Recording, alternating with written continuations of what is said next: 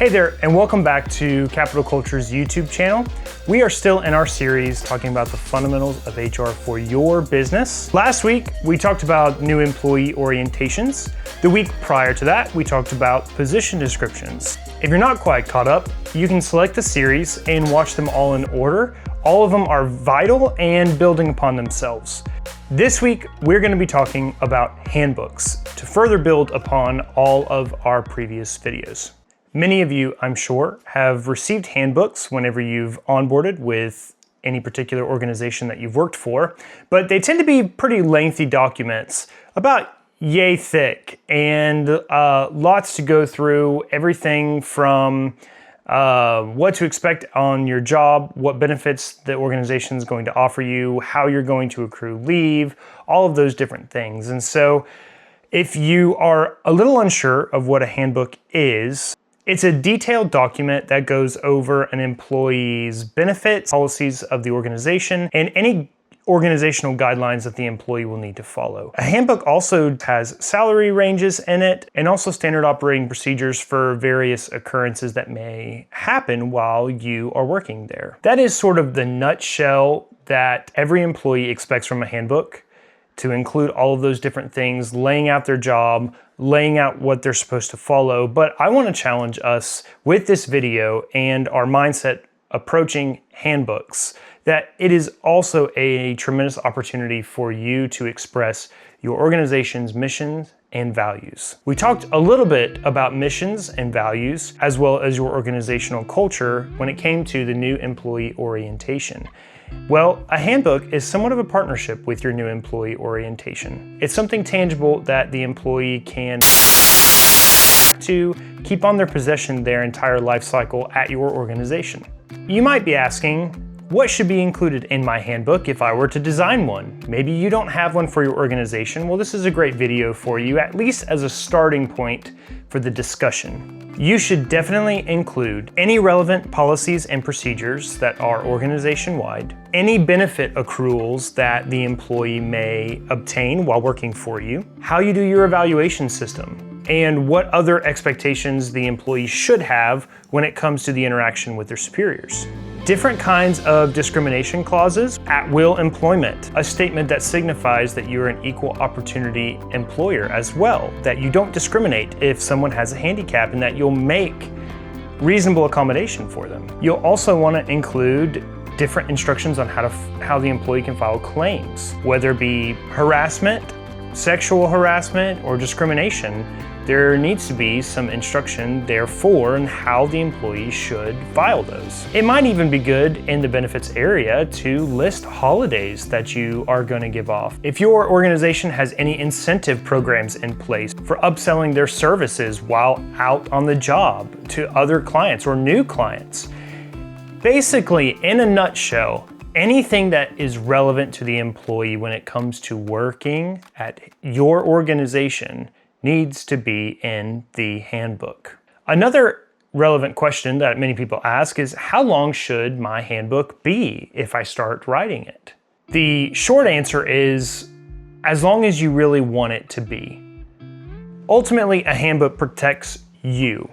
It protects you from liability. It protects you from discrimination clauses. It protects you from the employee stating that you in any way should bias against them or even toward them. But like we said in the beginning of this video, it is more than all the legalese. It's also an opportunity for you to show what your organization is about and where your values are. So how long is it? Well, how much do you want to brag on yourself? How much do you want to list all the wonderful things, all the wonderful perks, and all the great qualities that you have as an employer? This is a great piece for the employee to go, wow, this place is a pretty awesome place to work. And then they can reference that and even use it as a tool to reference to other individuals to potentially earn you more hires in the future. It is somewhat accurate to say that the bigger the handbook you have, the more impact you really have on the life cycle of that employee because you are equipping them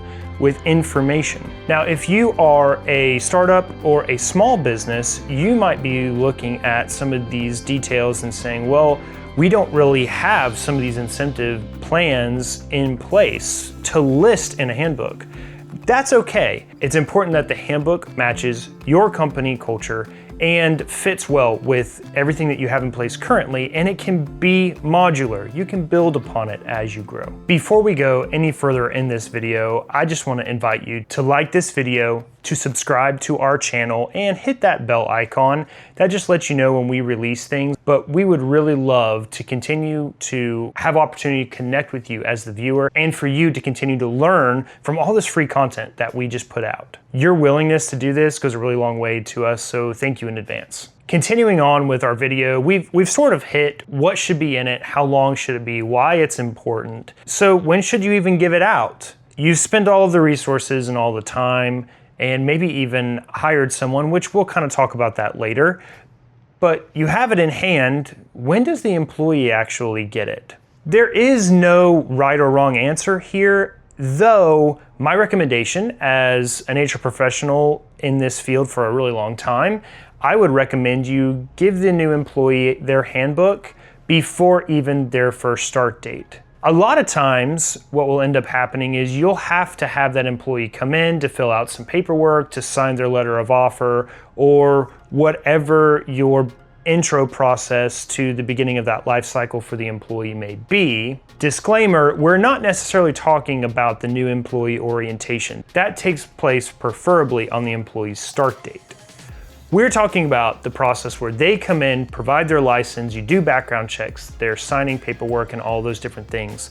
At that point in time, you're talking about your benefits. At that point in time is a great time to hand them off the handbook and have them begin to look at it. You want them equipped with this information so that when they come into the new employee orientation, they can already have looked over it, be prepared to ask questions, and already know everything that you are about as a company and be ready to fulfill their role. So even though there is not a directly correct answer to this question of when should they get it, it typically works out best that they do have it early on, shortly after you know that they're gonna be coming on as an employee and before their new employee orientation. That way, they already have it in hand and they've already been looking over it by the time they come in on their start date. So we're gonna talk a little bit about a controversial topic. Should your handbook be electronic or paper? I'm sure that there have been several of you that have worked at places that have handled this situation both ways. I have personally only worked at companies that give you a physical handbook. Depending on the organization I've worked at, this could be 50 sheets of paper up to 150 odd sheets of paper with all the different legalese that protects the organization to the nth degree. I tend to make it a hobby to keep my ear to the ground on all the latest trends that are occurring in the HR field and where organizations are moving. As you well know, AI is taking over. As you well know, the digital market space is bigger and bigger and bigger and being tapped into more than it ever has been. So my personal recommendation is for you to offer your handbook electronically. Here's my case. Most employees, when they receive your handbook, if you give them a physical copy, that is going to go in the trunk of their car or the back seat of their car. They may look at it when they get home. They may not. It typically ends up in the trash. If the handbook is supposed to be the tool that I've described, a constant reference for the employee as they work at your organization, and also a piece where you get to show off who you are and what you expect as an employer, then don't you want all of those things to be preserved in a way where the employee has quick access in a non-deteriorating fashion? My other support for this argument is it is just easier to update your handbook if it's already electronic. Many employers now are actually keeping their handbook stored in an electronic storage workspace, creating a QR code that takes you directly to it. So you're just linking to the handbook, making it downloadable.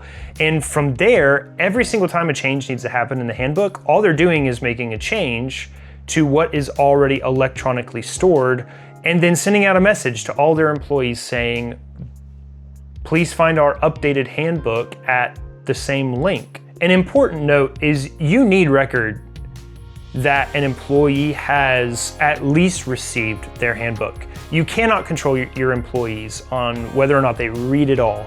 However, you need to be able to show that they have received it. And that is where a lot of organizations that give out a physical one, that is where their argument lies, is they have a sheet of paper at the back of the handbook and it says, I declare that I have received, and the employee signs. However, it is 2025. There are a ton of digital footprint systems now in place where you can see when employees view a document. You can see when they've navigated to that link.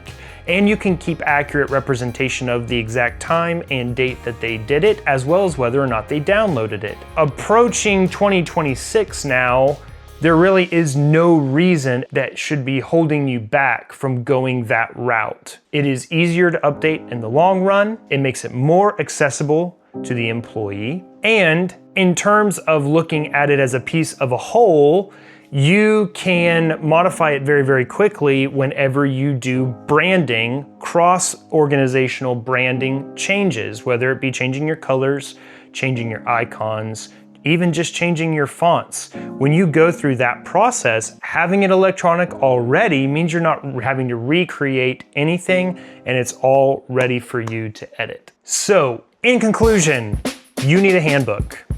You need a handbook. It does not matter if you are small, medium, or large. If you have employees, you need a handbook. It protects you. Even the bare minimum of what needs to be in there should be in there, and it should be given to your employees. If you've never given handbooks out before, you need to give them all across the board, even slate, to all of your employees like they just onboarded as new employees. I would even recommend pulling all of your employees into a room and going over every bit of that handbook like it's their new employee orientation. If you have handbooks already, maybe it's time to take a second look at them. If it's just a plain Jane Word document, I would challenge you to spruce it up. Make it look like it's supposed to go in with the rest of your organization's documentation. Make it uniquely yours. And also I want to say, a handbook should be put together by an HR professional that is knowledgeable of all the laws that are changing or has connections into all of those changes and can make really good determinations on what should be in your handbook. Whether that's someone on your staff or whether that's a consultant that you bring in, it is really, really important that someone that is knowledgeable in the HR field at least look at your handbook, if not put it together themselves. I will also put this disclaimer out, just because there may be somebody that is very knowledgeable in the HR field does not make them a lawyer. If you want to be fully protected, all boxes checked with the liability side of things, it's always important after an HR professional puts together your handbook to then send it to an attorney that focuses on labor law so they can look over everything, making sure that all of the wording is what it needs to be and making sure that there aren't any loopholes that can be taken advantage of. I'm not saying you have to do that because it can be expensive. However, it never hurts you to have that extra measure of protection from an attorney that looks over all of your documentation. I also want to just open that door and say, if you do need someone to help you design a handbook that fits perfectly within your organization, then you have come to the right place. And that is a service that we as Capital Culture would love to offer you.